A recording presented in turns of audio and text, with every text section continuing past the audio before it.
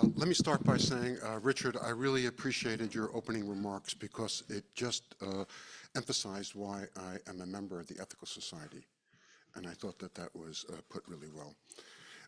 And I also want to thank everybody for the opportunity to speak to you about this subject, particularly on a gray day, because it can be a rather dismal subject.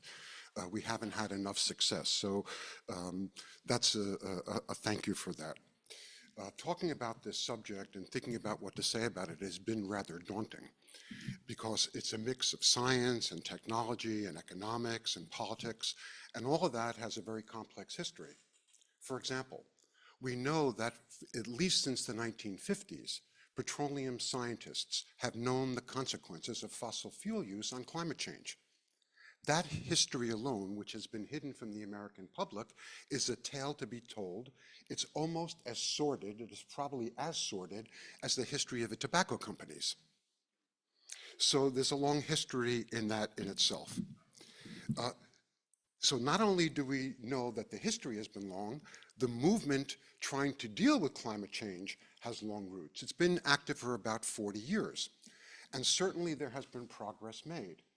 This year, the United States Energy Information Agency reported that over 90% of all the new electricity that came online this year came from battery, wind, and solar. That's a good thing. But yet we know when we turn on the news is quite bad. So for example, just recently, the World Meteorological Organization published its annual report. And here were its findings. I'll just read a couple right off the report. Atmospheric carbon dioxide levels are now at their highest point in 800,000 years. The average global temperature increase has been almost 3 degrees above pre-industrial level. The ocean is the hottest it has been in recorded history. There have been 151 unprecedented extreme weather events this year. And of course, we know this, the glaciers are disappearing more rapidly than at any time in history. So there's a lot of bad news that we have to cope with. You can see why the subject was daunting for me to think about where to begin and how to talk about it because it's rather dismal. So what I've chosen to do is to simply talk about what's been going on in New York and what New York climate activists are contending with. For the past 7 years, I've been closely involved with Food and Water Watch. Food and Water Watch grew out of the Ralph Nader organization, Public Citizen. It's been around for about 25 years. What attracted me to it was that after decades of going to meetings of all sorts, I was tired of going to meetings and I wanted to be involved, I wanted to be active. And Food and Water Watch is oriented towards activism. They're on the streets. They were on the boardwalks of Long Beach. They go to train stations. They go to railroads. In fact, next Friday, they're organizing a demonstration on Jericho Turnpike when Lee Zeldin is coming to town to give a speech in the morning. So they're not just a plain old lobbying group, which is very important. They're also an activist group. And that is clearly vital at this point. In 2019, Food and Water Watch, as well as other environmental groups across New York, were celebrating. That year, a major piece of legislation was passed, the Climate Leadership and Community Protection Act. It was designed to get New Yorkers off of fossil fuels. And what that means is that we're no longer going to be using fossil fuels to heat our homes, to heat our hot water, to drive, and so on. We're going to become a country where everything has become electrified. The law said that by 2030, 70% of all the electricity that we're going to be using to run our heat pumps, our EVs, and so on, will have to come from renewable sources. And renewable sources mean wind and solar, and also batteries, which I'll talk a little bit about later. By 2040, all of our electricity has to come from non-fossil fuel greenhouse gas generating sources. That's a really big deal for Long Island because right now we only get 6% of our electricity from renewables. Everything else comes from fossil fuel plants that either burn natural gas or oil. They're all across Long Island, and they're also in upstate New York, and that funnel that electricity down to Long Island. So making that shift is incredibly difficult. That same year, in 2019, the New York State Legislature passed what was called the Green Amendment. It was a constitutional amendment. I don't know if you remember it at this time, because there was a vote on this right during COVID. And of course, I don't know whether the attention was paid to it, but what that amendment read was that each person shall have the right to clean air and water and a healthful environment. It was incredibly forward-looking. The key sponsor of that legislation was a local legislator from Setauket, Steve Engelbright. Steve Engelbright, thank you, I'm sorry. Steve Engelbright not only was the force behind the CLCPA, which was the law that was going to get us off fossil fuels, but he was also the main impetus behind this constitutional amendment for New York State. He has since retired. He is now a county legislator in Suffolk. Okay. That Climate Leadership and Community Protection Act, and I hope I don't lose you in the weeds, because I want to give you a little bit of background about what's happened and why people are so frustrated. They created a Climate Action Council, which took 3 years to meet thousands and thousands of times with community groups, with experts. They had all kinds of panels. They met across New York State, 3 years of meetings. They had 35,000 written comments. It was incredible. They brought every stakeholder group you could imagine, from labor unions to indigenous groups. Anybody and everybody in New York that has something to do with the energy system was there. They did an incredible job, because one of the things they were able to do by holding those intense meetings and generating this cooperation is they actually developed an ethical strategy about how to deal with climate change and how we're going to get off fossil fuels. What do I mean an ethical strategy? Well, in 2007, UNESCO issued a declaration of ethical principles in relation to climate change. It's an absolutely fascinating document, because it addressed at that point how we're going to get from where we are to where we need to be, and do it with all fairness and consideration for all people, not just the people that can afford it. So the CLCPA, this Climate Protection Act, said that 40% of all spending that has to do with climate change has to go to disadvantaged communities.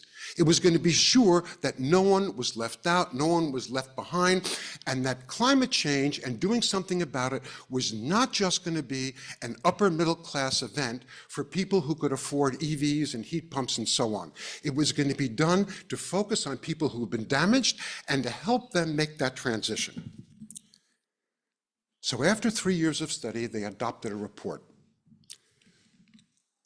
They gave the New York State Department of Environmental Conservation 2 years to take the recommendations of that report and turn it into concrete recommendations. Those recommendations were due January of 2024. More than a year has gone by, and we haven't seen them. It's been reported that Governor Hochul is holding those recommendations back. It has been a burr in the side of the entire environmental movement. Just last week, the Sierra Club launched an unprecedented suit against New York State and the Department of Environmental Conservation for not only failing to produce those recommendations, which were mandated by law, but they're suing that New York State has failed to act on the Green Amendment, that they have violated the constitutional amendment, that hasn't happened yet in New York. So the Sierra Club and a coalition of legal groups is now in the court trying to force the hand of New York State to move ahead. Okay, so here we have our first problem, and that is that climate activists and people can work really hard to pass constitutional amendments, to pass legislation, and it's still not good enough because the change doesn't happen. Now, part of the reason that we can explain that is that the utility and financial interests in Albany are incredibly powerful, and they always have been. And they work in the back rooms of Albany, when legislation is written, when regulations are written, to make it as difficult as possible to enforce the intent of that law. Now, that's an enormous problem. We also know that the utility industry is absolutely excellent at disinformation, and sometimes they hit upon themes that resonate with people. And we know that that's happened.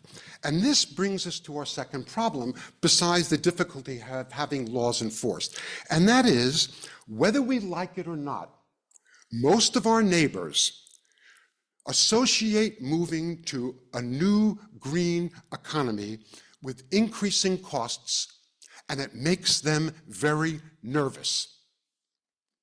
EVs, solar panels, and heat pumps are really cost-saving in the long run. In the short run, they're enormous investments that most households can't make. So switching to a green economy is a very expensive task. Not too long ago in New York City, there was a big conference of renewable energy organizations, and it was widely acknowledged that the cost of moving from fossil fuels to renewable energies is going to be very expensive, and it very well will fall on the shoulders of those least able to afford it and ratepayers.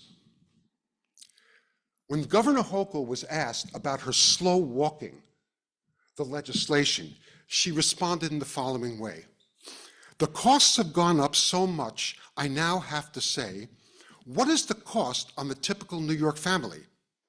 The goals are still worthy, but we have to think about the collateral damage to these decisions." So it's not surprising that polling shows that people do not support a rapid energy transition. And in fact, Democrats don't support a rapid energy transition. Only 1/3 of Democrats, when polled, support this kind of Green New Deal. Others are much more hesitant and moderate and call for an energy strategy of all of the above, including nuclear and gas, and we have to go slowly on this because it's too damaging for the economy. The resistance to renewables is nationwide. We know this. Offshore wind opponents have been very, very active. In our area, there is a group based in Long Beach called Protect Our Coast Long Island. They were so successful that they managed to block an offshore wind development that was going to be off the coast of Long Beach. Two were scheduled to be off the coast of Long Beach, Empire 1 and Empire 2. They managed to block Empire 2 by getting the City Council of Long Beach to prevent the running of a cable from the offshore wind lines to a substation where the power could actually be brought offshore. So Equinor, the company that was developing, canceled that project. Empire 1 was still in operation. This Protect Our Coastline Long Island has since followed papers asking the Trump administration to rescind the current permit for a project that's already started and is underway. So we'll see what happens there. This organization, Protect Our Coast Long Island, has not only opposed offshore wind, but they're every place. I was at a hearing of the town of Hempstead 2 weeks ago, where the town of Hempstead voted to put a moratorium on battery energy storage facilities. And Protect Our Coast Long Island had 40 to 50 people at the town meeting talking about how fearful they were for their children and grandchildren of having these battery stations near them, which would allow us to store renewable power. I'll get more to that in a minute. Not only have they successfully blocked wind and successfully blocked battery storage in the town of Hempstead, and they've been key in North Hempstead as well, but they're now on a move to block some new transmission lines that would allow us to access renewable power. And they've been very successful at that as well. So they've been very, very active. Upstate New York, as well as the Midwest and the West, there's an awful lot of growing opposition to onshore wind and what's called utility scale solar. And so communities in upstate New York have canceled plans for large scale solar plants. There's a growing opposition, and of course now, and it's been in the national news, there's opposition to battery energy storage. I don't know if you saw in the news item 2 weeks ago, there was a massive fire in California. It was called the Moss Landing Fire. It raged out of control for 5 days. It couldn't be put out.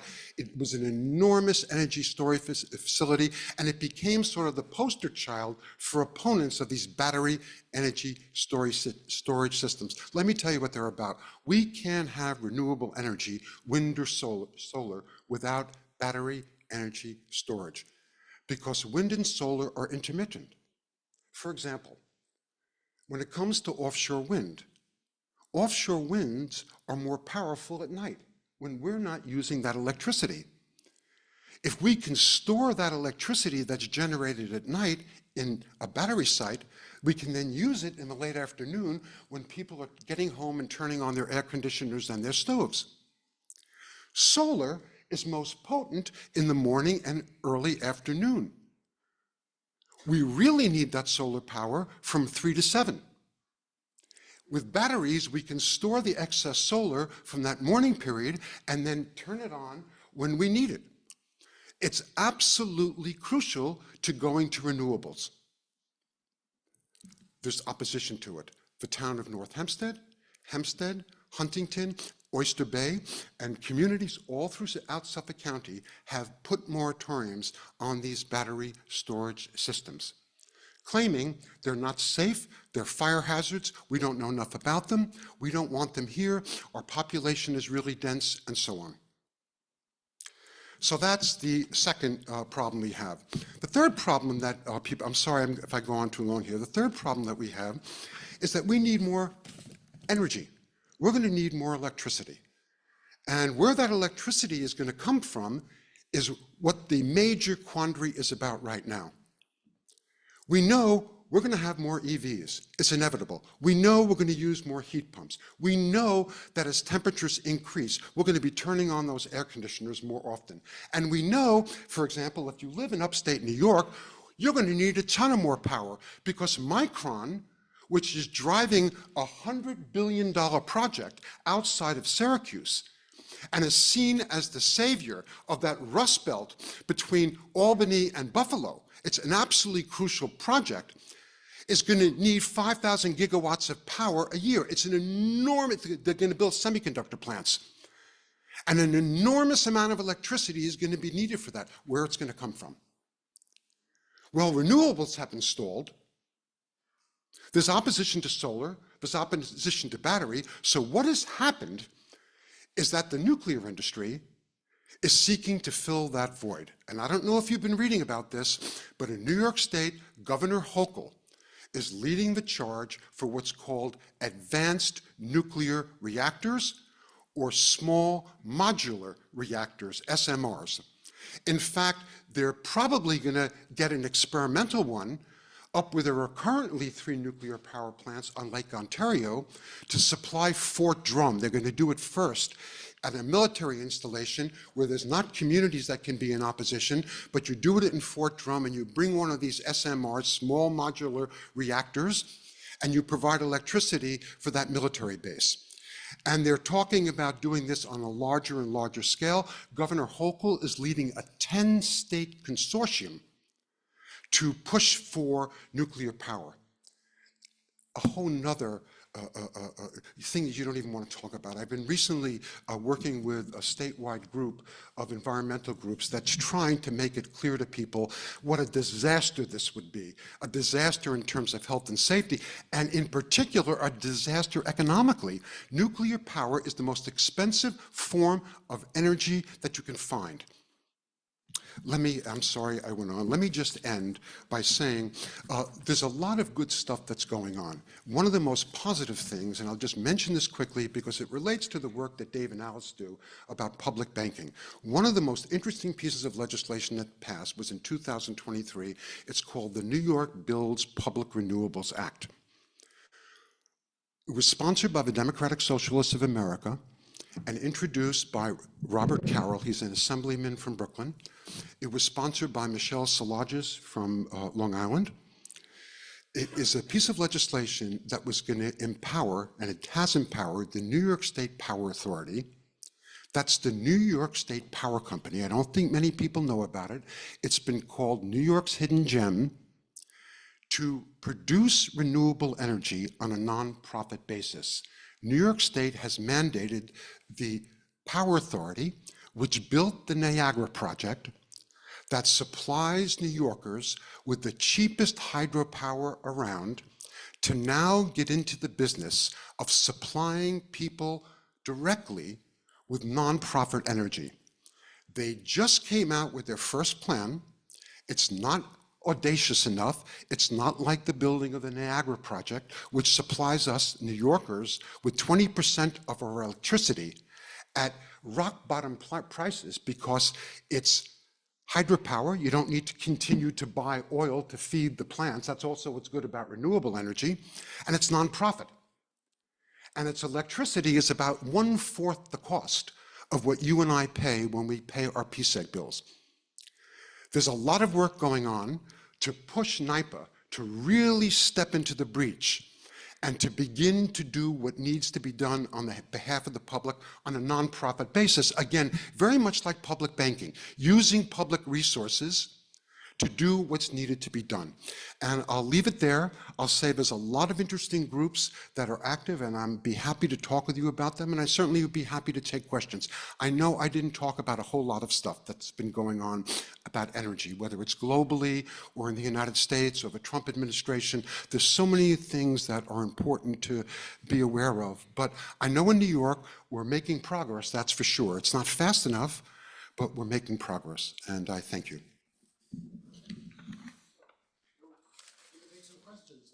Sure. Okay, we have a microphone.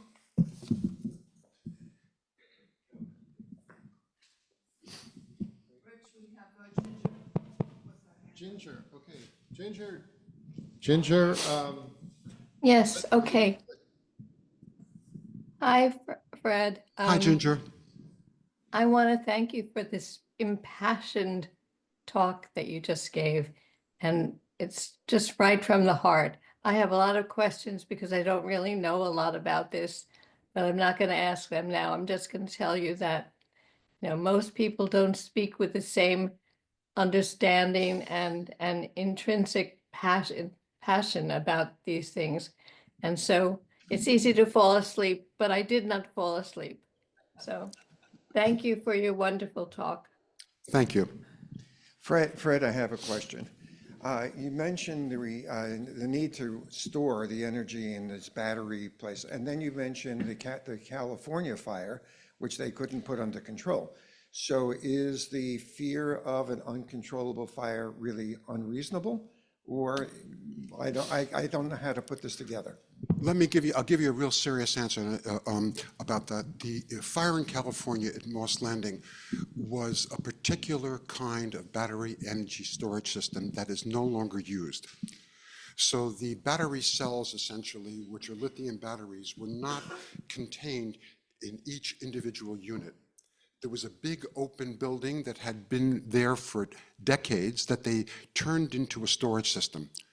Right next door to what caught on fire was another battery or storage system that was made, I hate to say this, with Tesla batteries.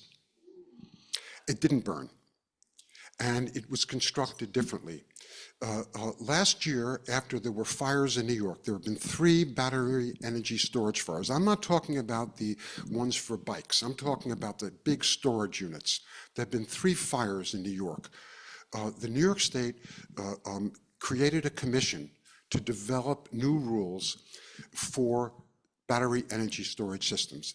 Those rules were issued on a preliminary basis this past fall, and they're going to be finalized. Everybody's waiting for them to be finalized in June. Some of the communities, like the town of Huntington or the town of North Hempstead, have said they're waiting for those state guidelines on what will constitute a safe storage. Now, I'm going to get a little bit really off, Arthur, to tell you about one of the problems here, because I've been active in this lately. The way it works in New York is it's not like there's a big plan about where we should put these sites. There's not a decision that said, okay, it makes sense because there's no community here, or there's no residential areas here. Private companies select sites where they want to put those battery energy storage systems. So they find vacant land. It may be right next to a residential community. It may be right next to a school. It may be right next to a substation. So for example, I have a friend in the Sierra Club. He's been a very active environmentalist. He lives in East Meadow, right across from Eisenhower Park. There was a proposal to put a battery energy storage facility where the Lufthansa building had been. I don't know if you're familiar with that area. And it's right behind a community. How inappropriate. So we've sort of proceeded in New York in that fashion. And it's created a lot of opposition. That's happened in North Hempstead and elsewhere. And one of the things that people that I've been working with are pushing for is some kind of rational plan about where it's appropriate on state land that's not near residential areas, where there are, you get my point, I don't want to go on about this, but there's a way to manage it. And other states are doing really well in battery energy storage. Texas, during the summer at some points, virtually ran its electric system off battery energy storage. They're a red state. And they found appropriate places to do this kind of thing. I hope that answers partly what you... Who's that? Oh, Frank? Frank, unmute, go ahead.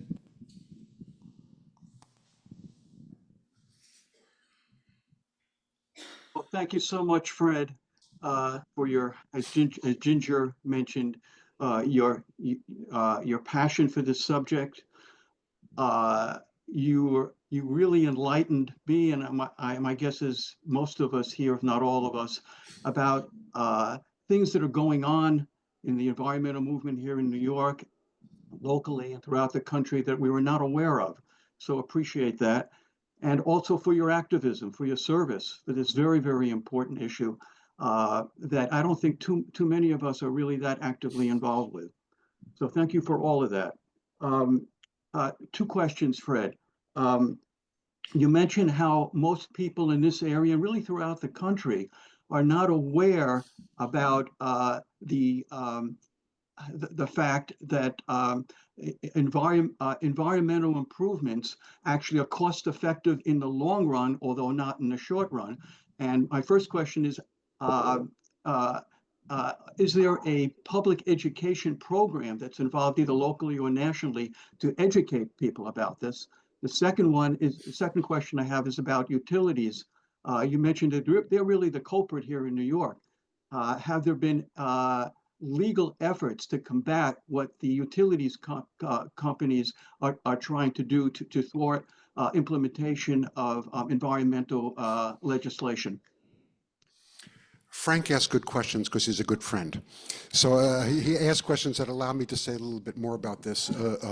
There are efforts for education. One of the major things that I didn't talk about is that 3 pieces of legislation have passed in New York State in the past couple of years.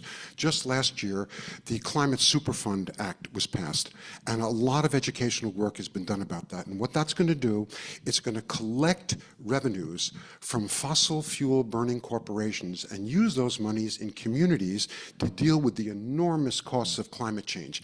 It's stunning how much it costs to deal with all this.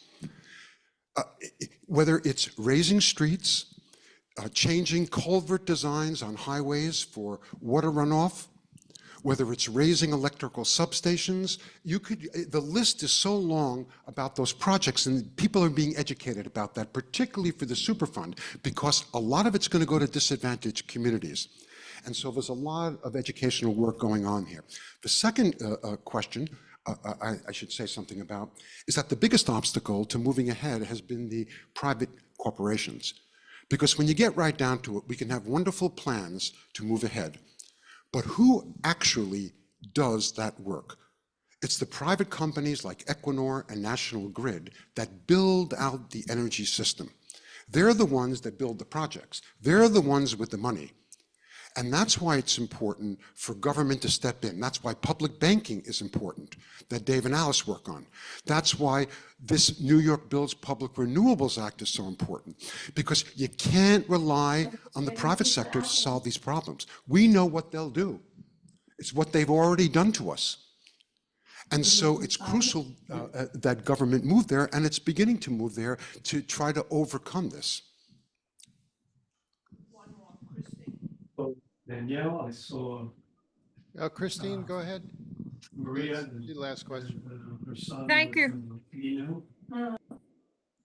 Yeah, go ahead. We can hear you. Oh, thank you. That was very interesting. As an individual citizen, what do you suggest that we do? I have great respect for Food and Water Watch because I attended one of their meetings over at Shelter Rock.